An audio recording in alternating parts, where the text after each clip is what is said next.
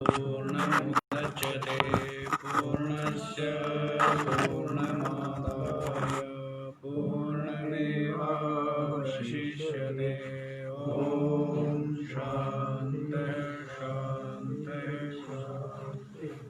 ॐ सहना भवतु सहनौ भुनक्तु सह वीर्यं करवावहै तेजस्विनावधीतमस्तु मा विद्विषावहै। ॐ शान्ति शान्ति।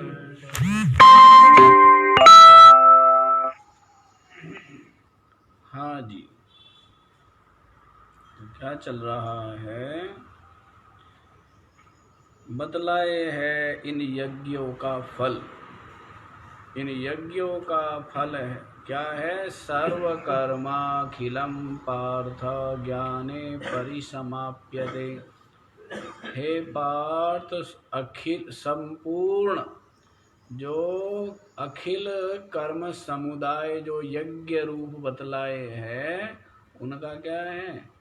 ज्ञाने परिसमाप्यते। ज्ञान में ही सबके सब आकर के विलीन हो जाते हैं। ज्ञान प्राप्ति की योग्यता का इन यज्ञ रूप जो कर्म है इनके द्वारा संपादन होता है। जितने भी कर्म हैं और उनमें यज्ञ की भावना से जो किए हैं तो उनका क्या फल है? ज्ञान प्राप्ति की योग्यता, अंतःकरण की विशुद्धि रूप, मल विक्षेप की निवृत्ति रूप। साधारण फल नहीं है, यही विशिष्ट फल है। क्योंकि मल विक्षेप यदि निवृत्त हो गया तो फिर पीछे लौटने की संभावना नहीं रही, वो तो आत्म कल्याण कर ही लेगा। और मल विक्षेप यदि बना हुआ है और यदि ज्ञान के श्रवण आदि में लग गया और मल विक्षेप बना हुआ है तो उसके निरंतर पतन का भय बना रहे, निरंतर। तो मल विक्षेप निवृत्त करना परम आवश्यक है। फिर क्या करे जी? ज्ञान प्राप्त कहाँ करेगा वो? ऐसा जो सद अधिकारी, ज्ञान का अधिकारी है तो वो कहाँ जाए? तो बतलाया है कि किसी जो ज्ञानी तत्वदर्शी महात्मा है तो उनके पास जा कर के प्रणिपात करें और सेवा के द्वारा उनको प्रसन्न करें और उसके पश्चात उनसे प्रश्न करें कि कैसे बंधन में आ गया, कैसे मोक्ष होगा, अज्ञान क्या है, ज्ञान क्या है। इस प्रकार प्रश्न करे तो वे महात्मा प्रसन्न हो करके क्या करेंगे? उस जिज्ञासु को तत्व का उपदेश करें। तो उस उपदेश के श्रवण का फल क्या है? ज्ञान के श्रवण का फल तो बात बतला रहे हैं। यज्ञात्वा न पुनर्मोह मेवं यास्यसि पाण्डव येन भूतान्यशेषेण द्रक्ष्यस्यात्मन्यथो मयि। यत् ज्ञात्वा न पुनः मोहम् एवं यास्यसि पाण्डव येन भूतानि अशेषेण द्रक्ष्यसि आत्मनि अथः मयि। यद ज्ञात्वा, जिसको जान करके, क्या करके? जिसको जान करके, एवं पुनः मोहम न यास्यसि, इस प्रकार से दोबारा फिर मोह को प्राप्त नहीं होता। हे पांडव, संबोधन कर रहे हैं। क्या कर रहे हैं? जैसे तुम्हारे पिता थे, कैसे थे? पांडु, श्वेत।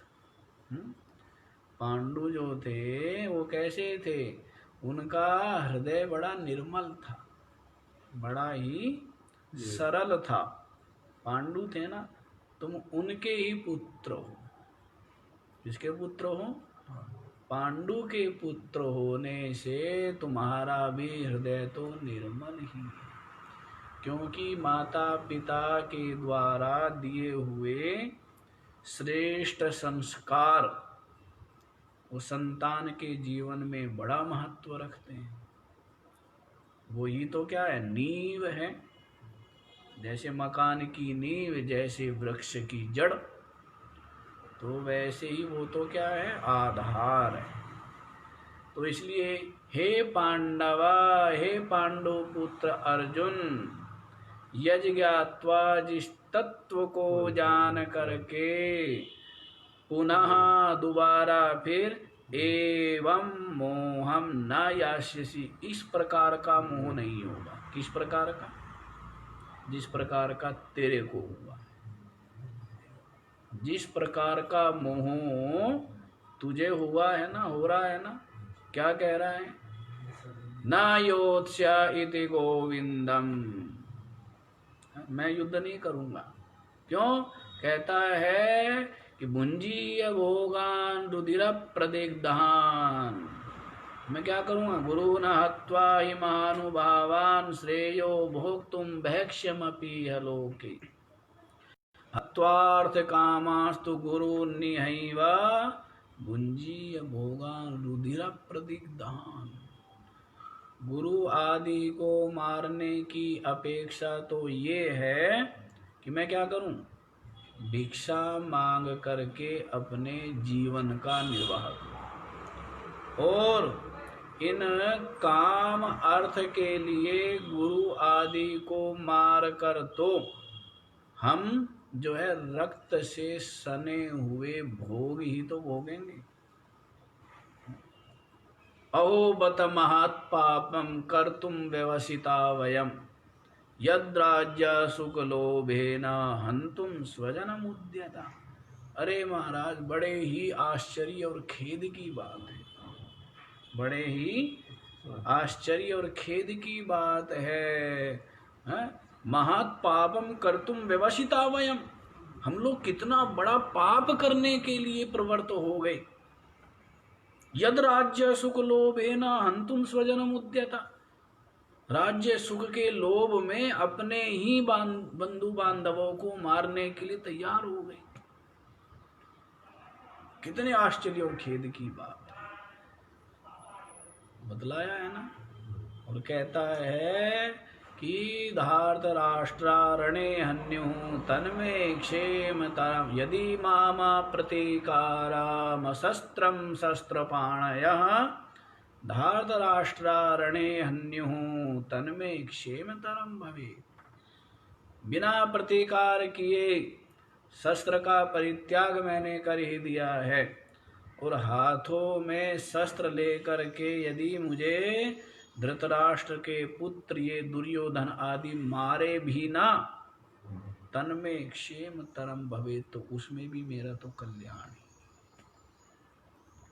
तो इस प्रकार अर्जुन जो है वो क्या हो गया? इतना प्रगाढ़ मोह ने उसकी बुद्धि को ढक लिया। कहते ना बड़े गहरे बादल आ गए। एक तो हल्के से बादल आते हैं, और फिर एक कई बार क्या होते हैं कि बहुत गहरे गाढ़े बादल होंगे। तो वैसे अर्जुन को कैसा मोह हुआ है? हल्का मोह नहीं हुआ है, प्रगाढ़ मोह। कैसा मोह? प्रगाढ़ मोह हुआ है। तो इसीलिए भगवान श्री कृष्ण कह रहे हैं कि उस तत्व को जान लेने पर, किस तत्व को? जिसको ज्ञानी तत्वदर्शी महात्मा क्या करेंगे? ते ज्ञानम उपदेक्षन्ते, वे तेरे को उस तत्व का उपदेश करेंगे, तत्वदर्शी महात्मा। तो जिस तत्व को जान लेने पर पुनः न मोहम, पुनः न एवं मोहम, इस प्रकार का मोह दोबारा फिर न यास्यसि, तुम्हें नहीं होगा। क्या? यदि इस तत्व को तू जान लेगा तो हे पांडव, हे अर्जुन, तेरे को फिर इस प्रकार का मोह नहीं होगा। कर्तव्य विषयक, धर्म विषयक और आत्मा शरीर विषयक किसी भी प्रकार का मोह तुझे नहीं। क्यों? तू जान चुका होगा कर्तव्य जो वर्ण आश्रम आदि है वो शरीर के हैं।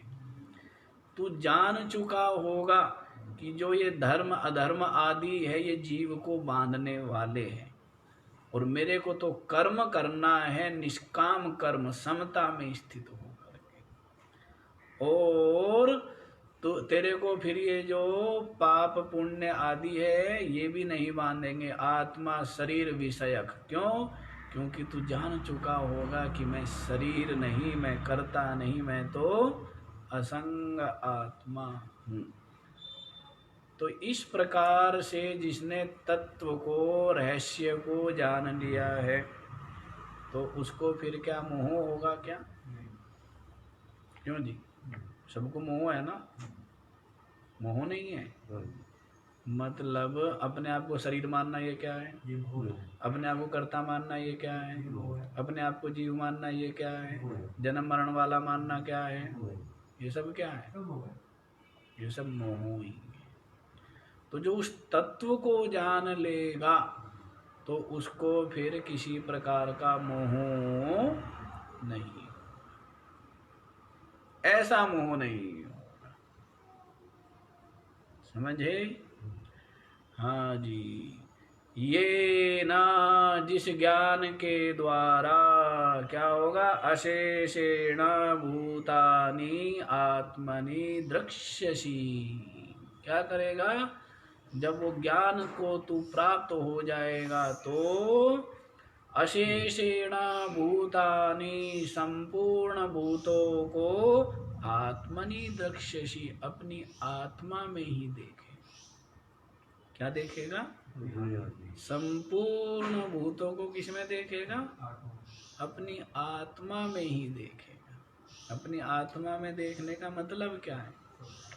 ये देखेगा अपनी आत्मा को ब्रह्म रूप करके देखेगा, और ये सब का सब मुझ आत्मा में ही क्या है? आत्मा रूप अधिष्ठान में कल्पित है। आत्मा रूप अधिष्ठान में क्या है? जैसे रस्सी रूप अधिष्ठान में जो कल्पित सर्प, जलधारा, भूछिद्र, दंडमाला आदि सबके सब क्या है? कल्पित है। तो इसी प्रकार से संपूर्ण भूतों को तू अपनी आत्मा में देखेगा, अथा मई, और उसके पश्चात क्या करेगा? मुझ में भी देखेगा। उसके पश्चात क्या होगा?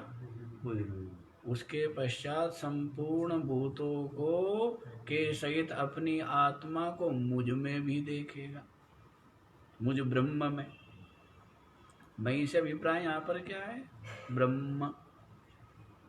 मई से अभिप्राय क्या है? ब्रह्म है ना। तो अशेषेण भूतानि द्रक्ष्यसि आत्मनि, संपूर्ण भूतों को अपनी आत्मा में देखेगा, और अथा मई, और अपनी आत्मा को क्या करेगा? मुझ ब्रह्म में ही अनुभव करेगा, ब्रह्म रूप। क्या करेगा? ब्रह्म रूप अनुभव करेगा। ये ज्ञान का फल। क्या फल बताया?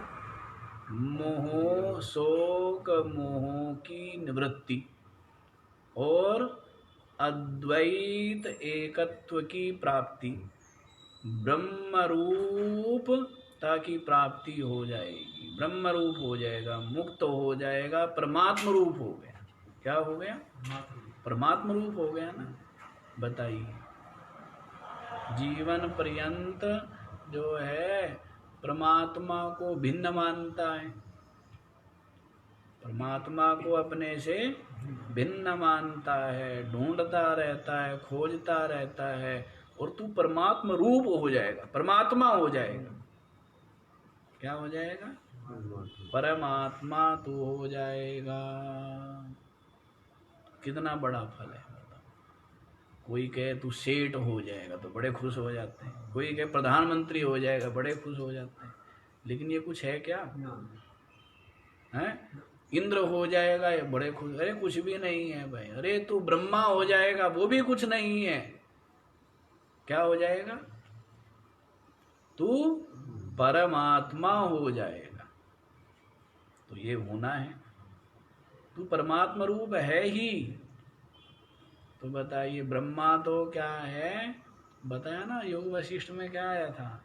शंकर जी कहते हैं कि ऐसे जो ब्रह्मनिष्ठ महापुरुष है, हम लोग भी उनकी सेवा में निरंतर तत्पर रहते, सेवा आशीर्वाद के आकांक्षी रहते हैं। पढ़ा था ना? नहीं पढ़ा था? हाँ, योग वशिष्ठ में वशिष्ठ जी को सुनाया है शंकर जी ने स्वयं ही। तो वैसे ही तो ब्रह्मा जी क्या, विष्णु क्या, शिव क्या, वो क्या हो जाएगा? ये तो सब सोपाधिक है। ये सब क्या है? नष्ट होने वाले। ये सब के सब उत्पन्न होने वाले और नष्ट होने वाले हैं, और वो ब्रह्म रूप हो जाएगा, परमात्मा रूप हो जाएगा। बताइए, हो गया ना? सबसे बड़ा फल मोक्ष की प्राप्ति। तो आगे देखो जी क्या कह रहे हैं। अपि चेदसि पापेभ्यः सर्वेभ्यः पापकृत्तमः सर्वं ज्ञानप्लवेनैव व्रजिनं सन्तरिष्यसि। अपि चेद असि पापेभ्यः सर्वेभ्यः पापकृत्तमः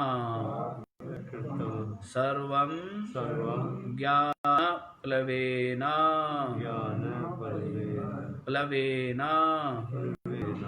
एव व्रजिनं सन्तरिष्यसि। अपि चेदसि पापेभ्यः, चेद माने यदि, है? असि पापेभ्यः, तू अपने आप को क्या माने? पापी माने। सर्वेभ्यः पापेभ्यः पापकृत्तमः, क्या माने? सबसे अधिक, सबसे, सर्वेभ्यः पापे अतिशयेन पापकृत्तम, तू अपने आप को पापी मानेगी, मैंने तो बड़े पाप किए। यदि तू अपने आप को सर्वेभ्यः पापेभ्यः, समस्त जो भी पाप है, उन समस्त संपूर्ण जो पाप है, उन पापों को पापकृत करने वाला तू अपने आप को यदि मानता है, तो भी पापी से पापी यदि तू अपने आप को मानता है, तो भी ऐसा ये ज्ञान है। क्या करेगा? सुन लो। यदि तू अपने को क्या मानता है? पापी से, संपूर्ण पापी जो है उनसे अतिशय अपने आप को पापी समझता है, पाप कर्म करने वाला यदि मानता है, तो भी क्या है? सर्वं ज्ञानाप्लवेना एव माने ही, सबका सब इस ज्ञान रूपी नौका के द्वारा, इसके द्वारा ज्ञान रूपी नौका के द्वारा एवं ही सर्वं व्रजिनम संतरिष्यसि, संपूर्ण पापों को के नदी को, समुद्र को तू पार कर जाए। यदि तू अपने आप को पापी से पापी मानता है, समझता है, तो भी ज्ञान प्लवेना एवं मात्र ज्ञान, इस ज्ञान के द्वारा ही, मात्र एवं माने केवल इस ज्ञान के द्वारा ही क्या होगा, सर्वं व्रजिनम, संपूर्ण जो पाप समुदाय है उसको संतरिष्यसि, सम्यक रूप से पार कर जाएगा। ऐसा मात्र ये ज्ञान है, अन्यथा पाप को निवृत्त तो होते ही नहीं। कुछ भी करो या तो पाप होंगे या फिर पुण्य होगा, और ये पाप पुण्य की चक्की में पिसता रहेगा अंत काल से, कभी ऊपर कभी नीचे। यदि पुण्य की प्रधानता होती है तो जो है उच्च श्रेष्ठ लोकों में जाता है, और पाप की प्रधानता होती है तो नारकीय कष्ट भोगता है। तो इस प्रकार ये पाप पुण्य क्या क्या है, पेंडुलम बना हुआ है। वो उधर से धक्का देता है, वो उधर से धक्का देता है, ये दोनों के बीच में ही बेचारा क्या है, चक्कर काटता रहता है पाप पुण्य के बीच में। तो इन पाप पुण्य से छूटने का और सदा सदा के लिए मुक्त होने का, मोक्ष प्राप्त कर लेने का एक ही उपाय है, और वो उपाय है ज्ञान। और ज्ञान इतना ही है, इतना है ज्ञान कि तू शरीर, इंद्रिया, प्राण, मन, बुद्धि नहीं है, तू आत्मा है। तो कहने सुनने के लिए तो इतना ही है, और अनुभव भी इतना ही करना है। पर बात है अनुभव की। बात किसकी है? बात तो ये है कि अपने आप को शरीर यदि माना हुआ है, जीवात्मा माना हुआ है, संसारी माना हुआ है, तब ये भले कि मैं ब्रह्म हूँ, मैं ब्रह्म हूँ, ऐसी रटना भी रटता रहे, ऐसा जप भी करता रहे, तब तक कोई उसका विशेष सार्थकता नहीं होगी। अनुभूति, और अनुभूति के लिए तो गहरे उतरना पड़ेगा, अंतर में। कहाँ उतरना पड़ेगा? क्योंकि अंतर में ये संस्कार बड़े गहरे पड़े हुए हैं। क्या? मैं जीव हूँ, मैं जीवात्मा हूँ, मैं शरीर हूँ, मैं ये हूँ, ये सब संस्कार बहुत गहरे पड़े हैं ना। तो उनको, उन संस्कारों को सबको निकाल के और वहाँ पर क्या स्थापित करना है? केवल मैं आत्मा। क्या स्थापित करना है? मैं आत्मा, साक्षी, चेतन। कितना बड़ा बलिदान है, छोटा बलिदान है क्या? शरीर रहते रहते, और ये सर्वस्व बलिदान है। इसी को क्या कहा है? सर्वस्व त्याग। धन का त्याग, वस्तु का त्याग, परिवार का त्याग, ये सब तो क्या है? बहुत छोटे छोटे त्याग। सर्वस्व त्याग क्या है? अहंकार का त्याग, जीव भाव का त्याग ही सर्वस्व त्याग है। क्या है? अहंकार और इसका जनक जो जीवत्व, जीव भाव, उसका त्याग। बहुत बड़ा बलिदान चाहिए देश के लिए, धर्म के लिए, न्याय के लिए, सत्य के लिए। शरीर का बलिदान कर देता है, ये कोई बहुत बड़ी बातें नहीं है। शरीर का बलिदान करना बड़ी बात है क्या? शरीर तो एक झटके में बलिदान कर दे कोई भी। इतने सैनिक होते हैं, युद्ध होते थे, यूं बलिदान कर देते थे। लेकिन इस जीव भाव का बलिदान करने के लिए आप सोचिए, इस जीव भाव को बलिदान करना सहज काम है? सोचो आप।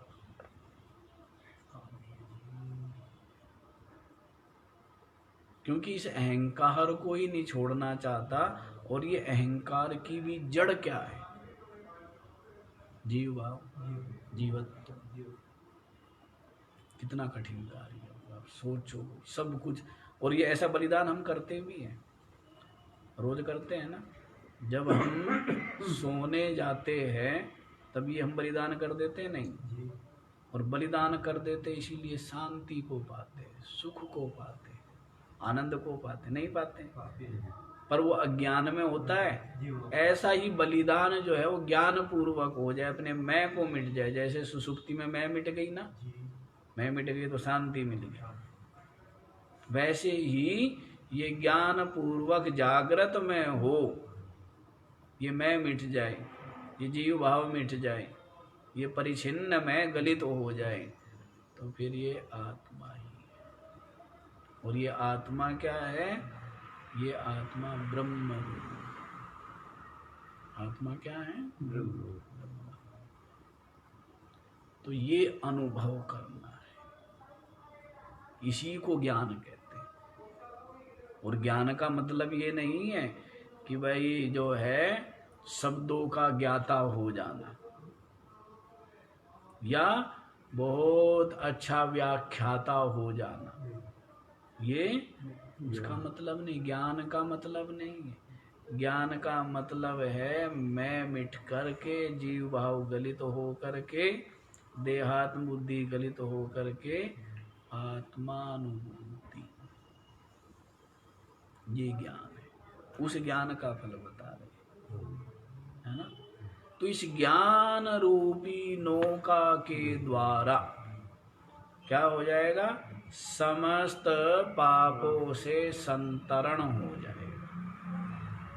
समस्त पापों से नहीं हो जाएगा, क्योंकि इन पाप पुण्य, इन भेद को जानने वाला और इनको राग द्वेष से युक्त होके करने वाला क्या कौन था?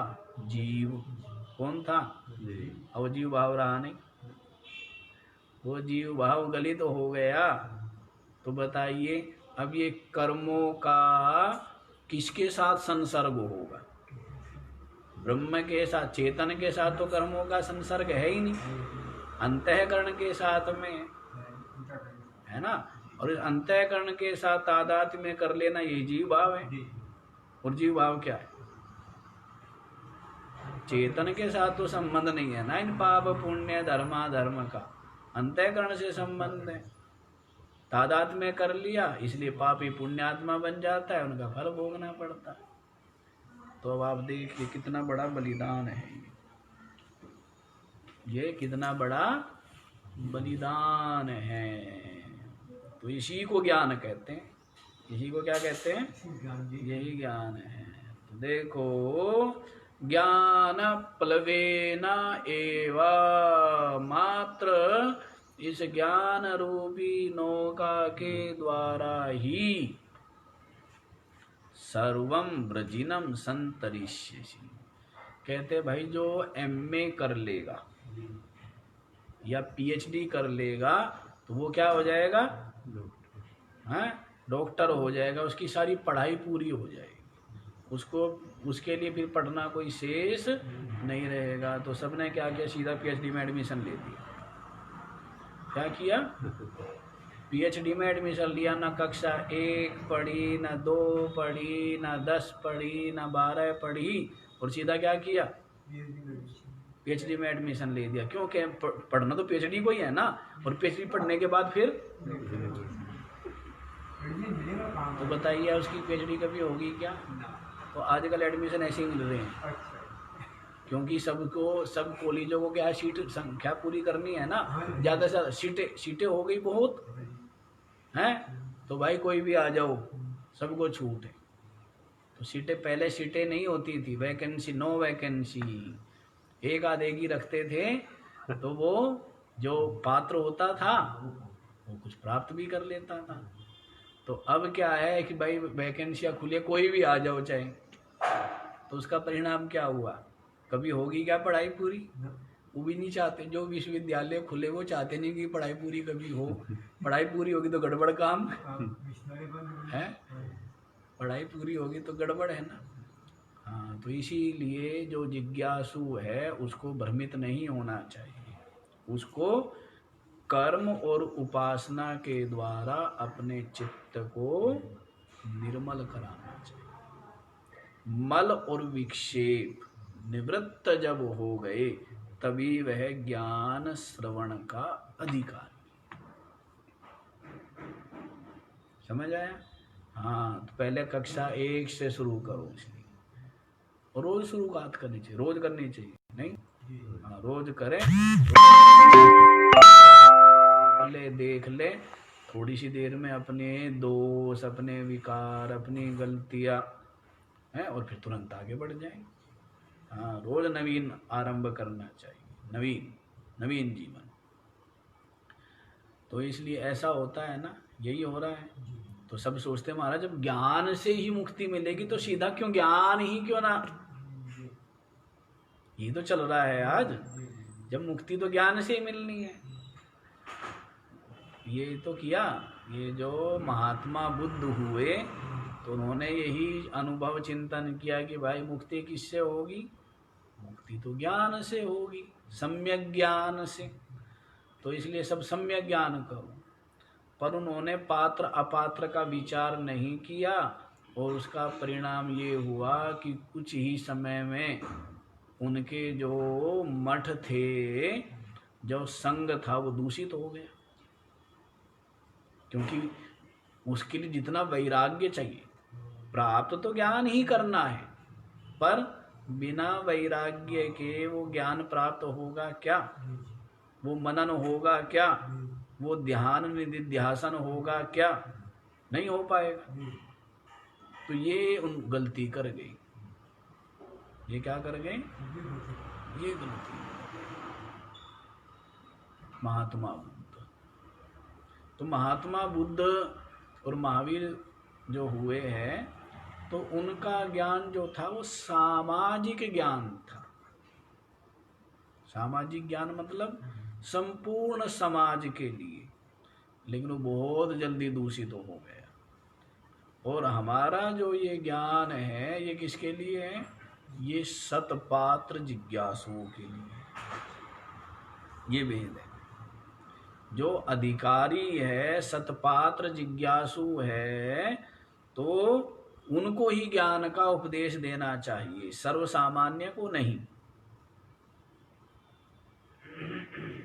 और बुद्ध ने और महावीर स्वामी ने दोनों ने ये गलती की कि उन्होंने क्या है, पात्र अपात्र का विचार नहीं किया। दो भाई सबके सब मुक्त, करुणा तो थी, मुक्त हो जाए, मोक्ष हो जाए, लेकिन करुणा भी कई बार अविवेक पूर्वक यदि करुणा हो ना, तो वो लाभ की जगह क्या होती है? हानि होती है ना, नहीं? हाँ, जैसे माता पिता जो है ज्यादा या अध्यापक ज्यादा करुणा दिखाएंगे बालक के ऊपर, तो उसको डांटेंगे, टोकेंगे, दंड आदि नहीं देंगे, अनुशासित नहीं करेंगे, परिणाम क्या होगा? बिगड़ गया जी।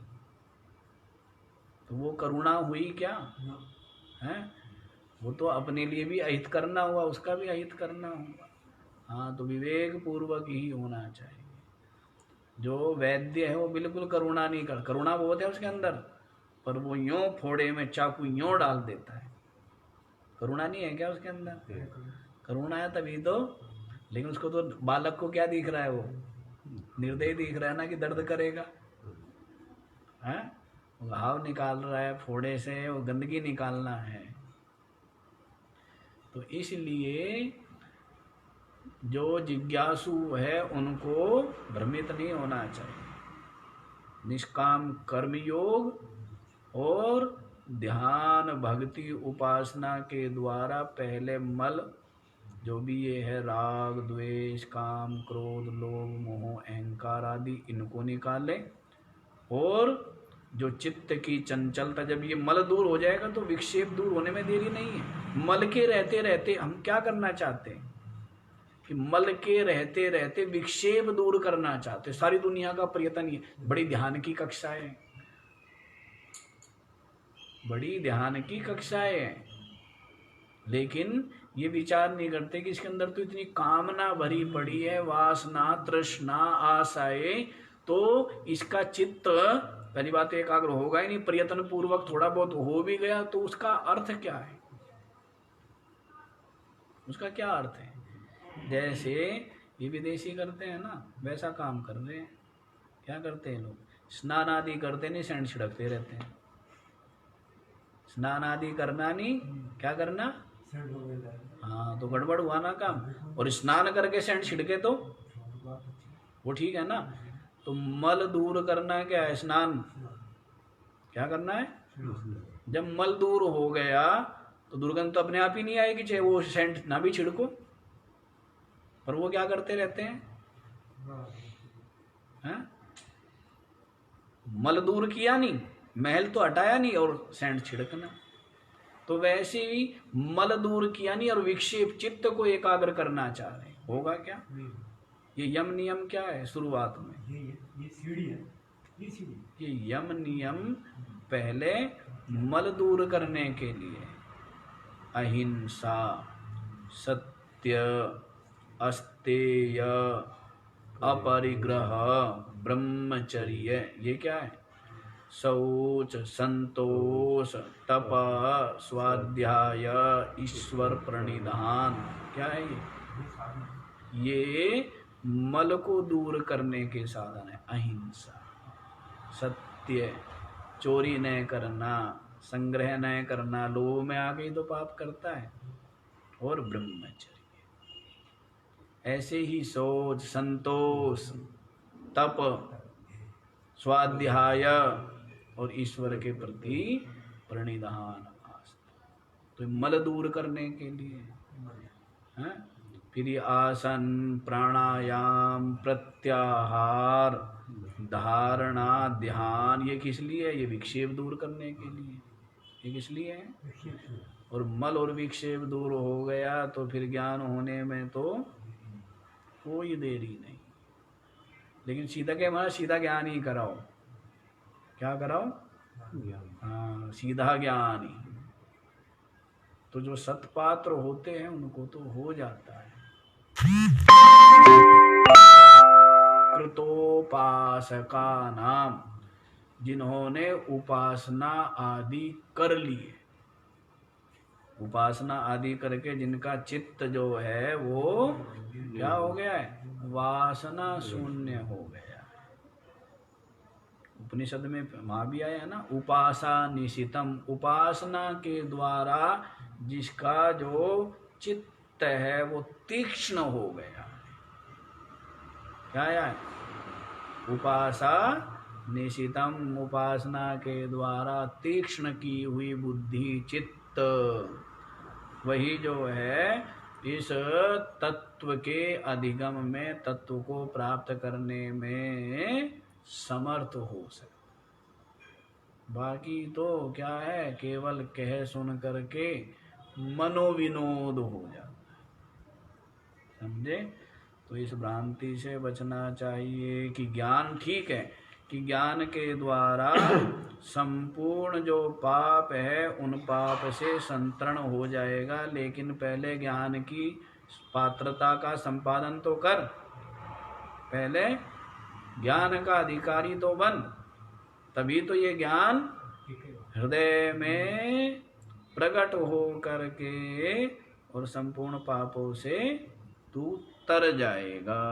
ऐसा श्री कृष्ण कह रहे हैं कि यदि तू अपने को सर्वेभ्यः पापेभ्यः पापकृत्तमः, संपूर्ण जो पाप है और उन संपूर्ण पाप में भी पापकृत करने वाला तू अपने आप को मानता है, पाप करने वालों में भी पापकृत्तमः,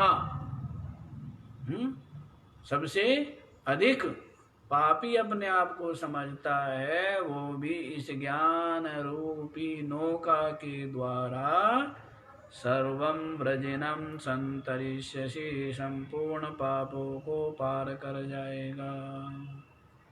कैसे कैसे कर जाएगा जी?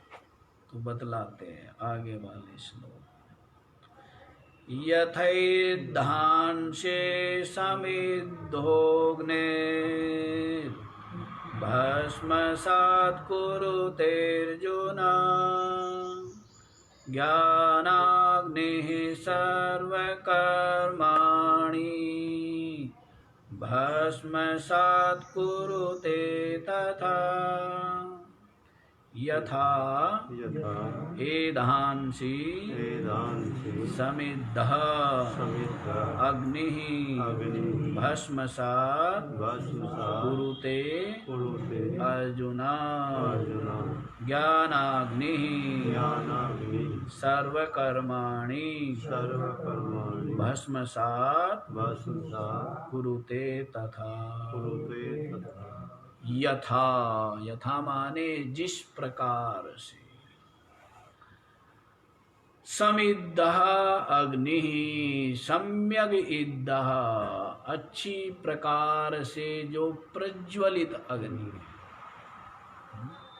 समिधा बोलते थे ना, गीली लकड़ी लेकर के चले जाओ। जैसे भाई आज जा रहे गुरुजी के पास, कच्चे केले लेके चले जाओ। हाँ, तो वैसे क्या लेकर के चले जाओ? गीली लकड़ी। तो गीली लकड़ी, सूखी लकड़ी लेकर के जाते थे, जो जलने में क्या, उसी को क्या बोलते थे? समिधा। क्या बोलते थे? समिधा। जो बस चिंगारी दिखाने से ही जल उठे, उसको क्या बोलेंगे? और गीली लकड़ी लेकर के, गीली लकड़ी को समिधा नहीं बोलेंगे। साथ ही साथ जो सूखी लकड़ी लेकर के जाने का मतलब भी ये था क्या, कि गुरुदेव मेरे अंदर जो राग द्वेष है ना, वो सारा पानी सूख गया है। वैराग्य रूपी ये लकड़ियां है सूखी हुई, मल विक्षेप दूर हो गया, बस स्पर्श करने मात्र से जैसे सूखी लकड़ी जल उठती है। बस आपका ज्ञान जैसे ही देंगे तो मेरे को ज्ञान हो जाएगा। मतलब मैं अधिकारी हूँ, सत्पात्र हूँ, ये बतलाने के लिए क्या लेकर के जाते थे? सूखी लकड़ी। अब कच्चे केले लेकर के जाएगा मतलब क्या है? हाँ, कच्चे केले, वैसा ही फिर फल मिलता है, वैसा ही फल मिलता है ना। बढ़िया बढ़िया लेकर के जाना चाहिए। किसी संत के पास जाए, महात्मा के पास जाए, तो कैसे लेके जाना चाहिए? बढ़िया या ऐसे ही? कहते पूजा वाला। पूजा वाला जो कपड़ा भी होता है ना, पूजा वाला, तो वो जो बिल्कुल किसी काम का नहीं है। हाँ, तो है, इसका मतलब वो भक्ति भावना श्रद्धा की कमी है, भक्ति भाव की कमी हुई ना। हाँ, तो ऐसे नहीं करना चाहिए, नहीं तो फिर जो वास्तविक फल है वो फल नहीं मिलेगा। पूरे भाव, भक्ति, प्रेम, प्रसन्नता के साथ लेकर के जाना चाहिए। भले पुष्प लेकर के जाए, भले ही पत्र लेकर के जाए, लेकिन पूरी भाव, भक्ति, श्रद्धा के साथ में। तो देखो यहाँ क्या कह रहे हैं, समिद्धः अग्नि, अच्छी प्रकार से जो इद्ध है, जो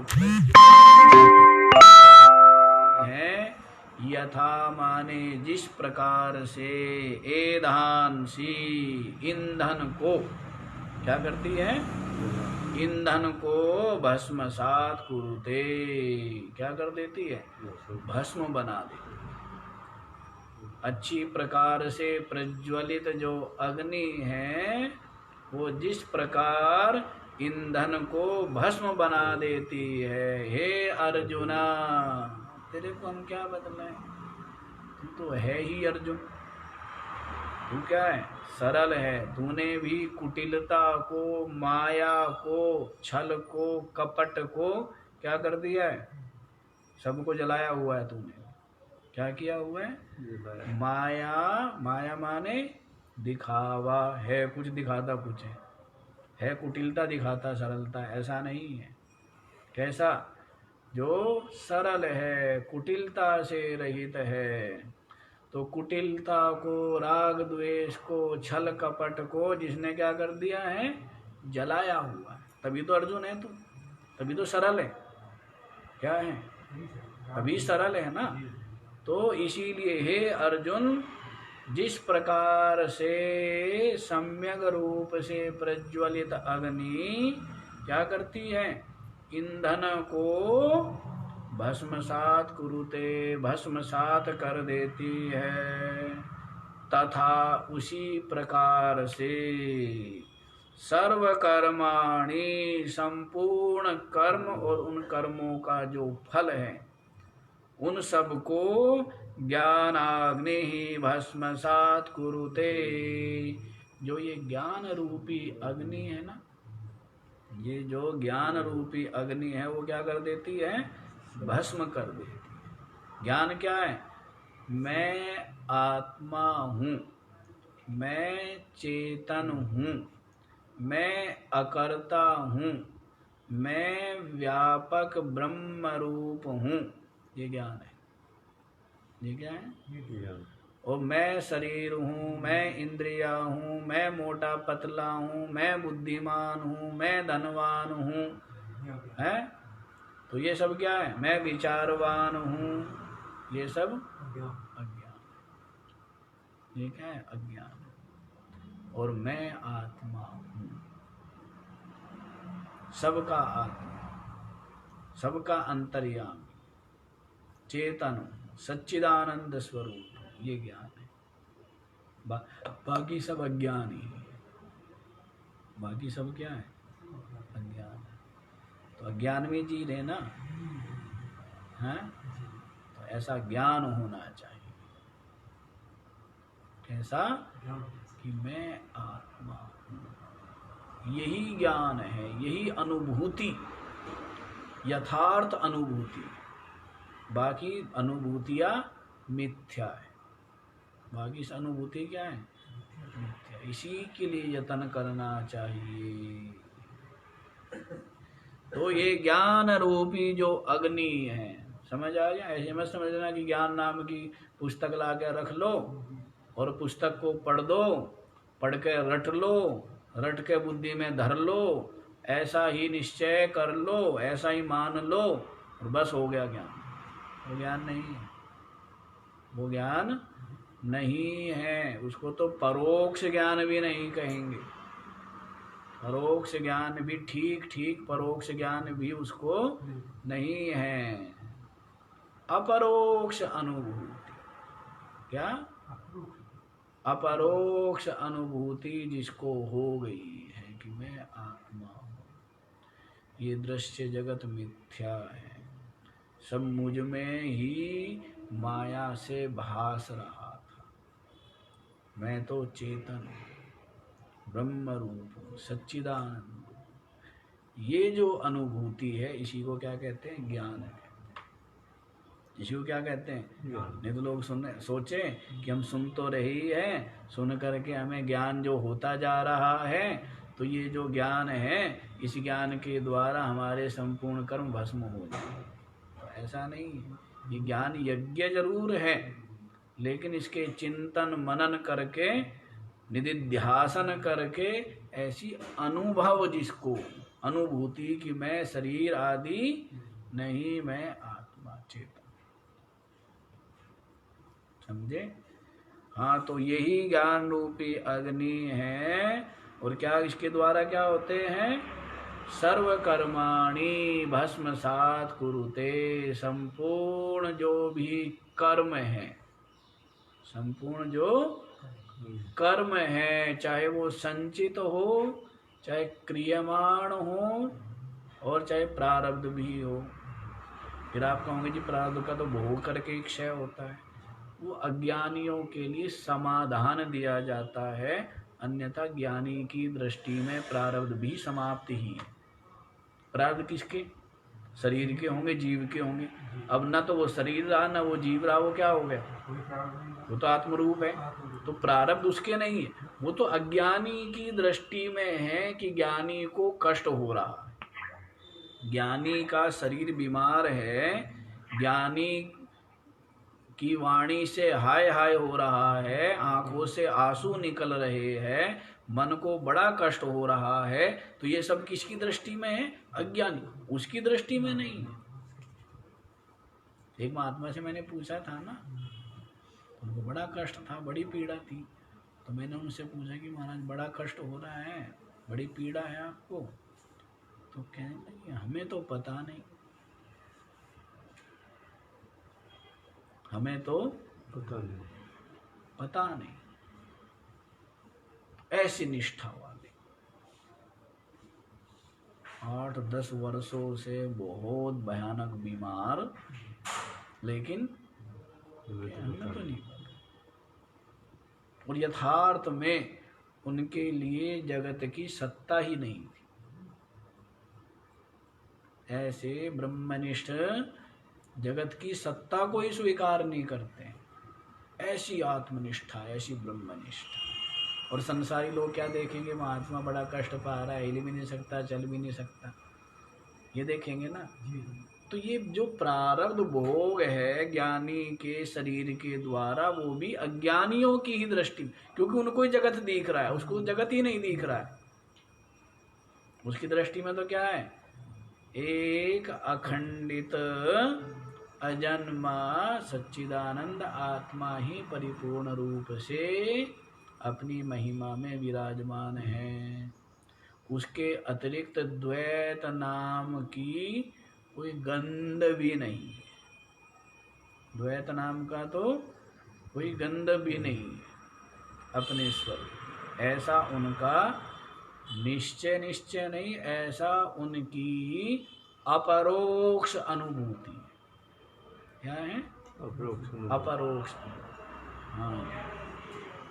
तो ज्ञान रूपी अग्नि से संपूर्ण कर्म भस्म हो जाते हैं। जिस प्रकार से अच्छी प्रकार प्रज्वलित अग्नि के द्वारा ईंधन क्या हो जाता है? भस्मसात हो जाता है।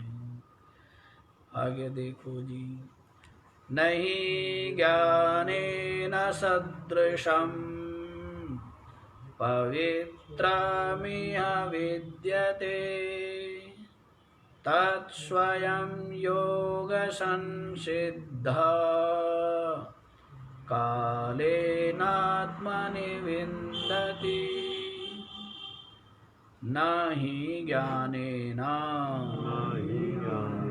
सदृशं पवित्रम् इह विद्यते तत्स्वयं योग संसिद्धः कालेन आत्मनि विन्दति।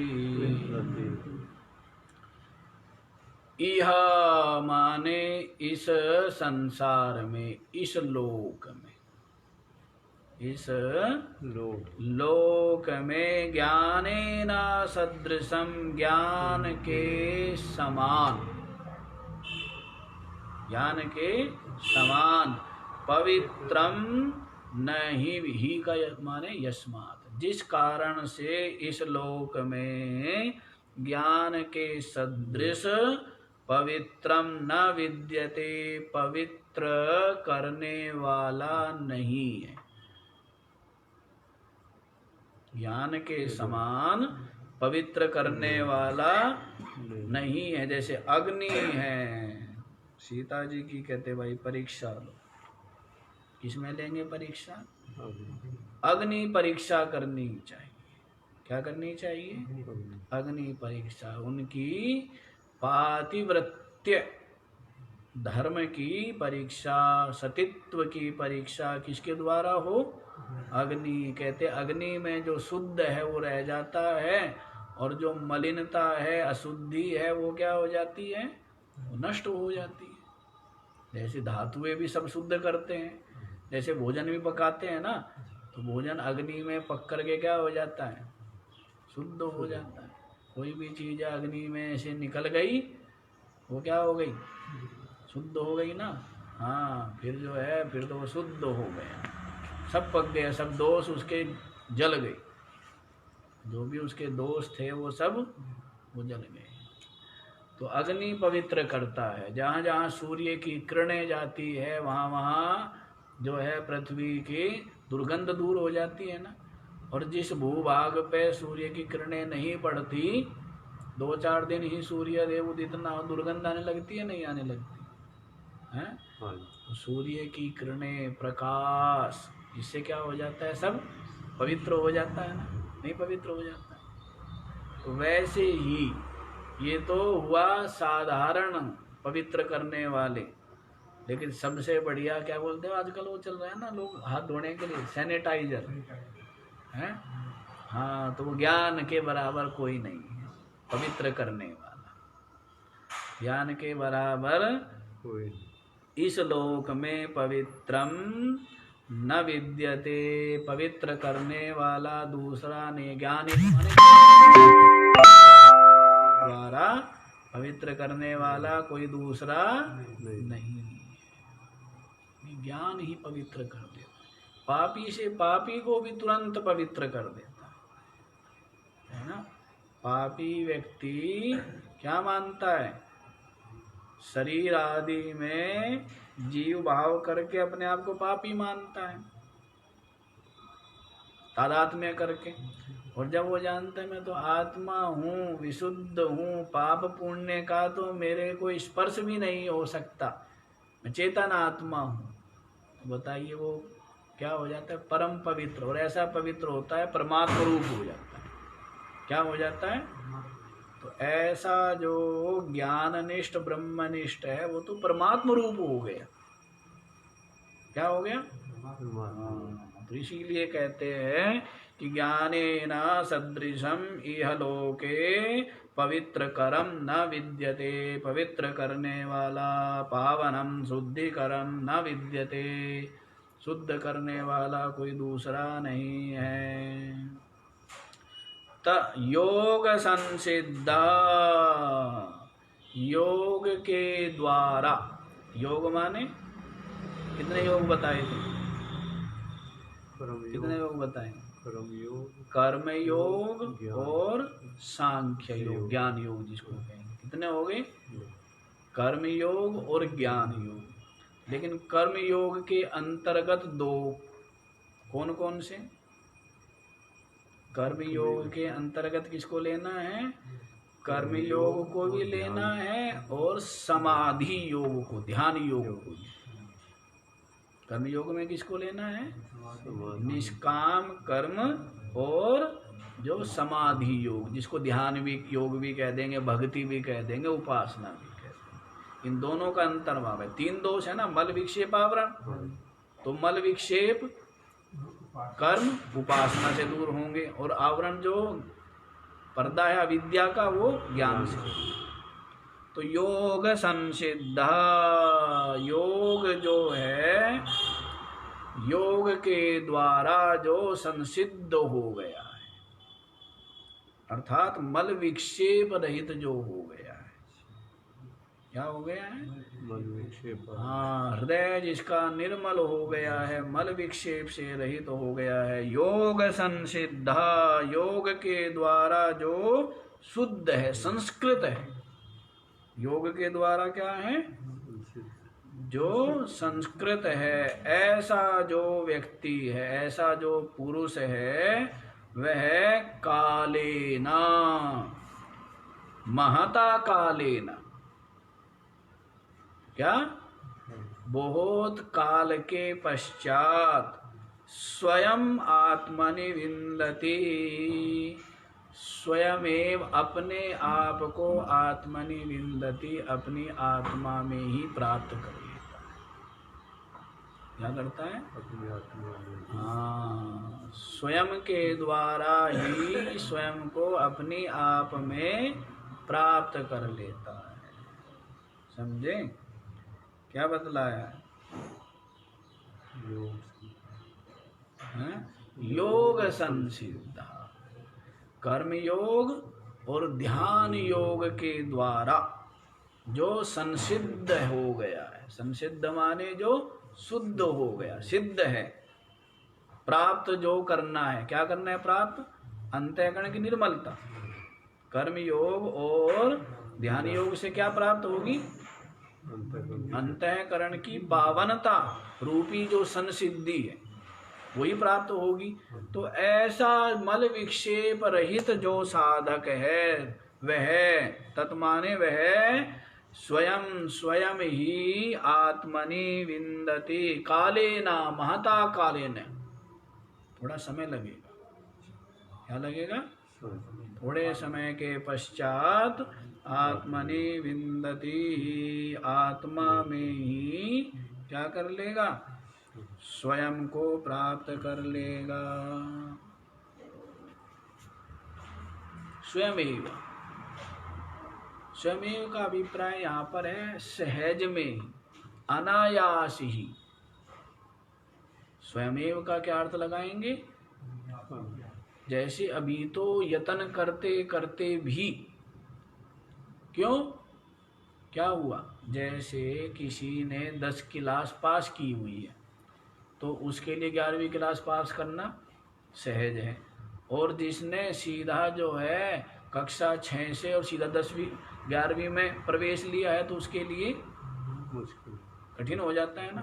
तो वैसे ही कह रहे हैं कि जिसने योग संसिद्ध है तो वो तो स्वयं मतलब सहज में ही,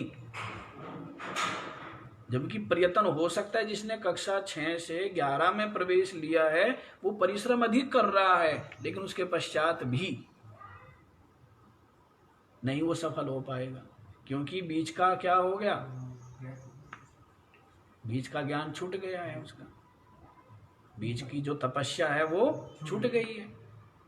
तो वैसे ही जो योग संसिद्ध है, कर्म योग और ध्यान योग से मल विक्षेप जिसके निवृत्त हो गए हैं वो स्वयं माने सहज में ही आत्मनि विन्दति, आत्मा में अपने आप को प्राप्त कर। समझ आया? हाँ, तो आज इतना ही रखेंगे, बाकी अध्याय कल पूरा हो जाएगा। पूरा तो हमने आज थोड़ा सा हम जानबूझ के धीमे चले, धीमे इसलिए चले, मैंने कहा कल भी पूरा हो जाए, क्योंकि आज पूरा तेज भी चलते तो भी पूरा नहीं होना था, तो इसलिए कल के लिए थोड़ा सा रख दिया। तो बाकी का जो विचार है वो कल करेंगे, आज इतना ही। ओम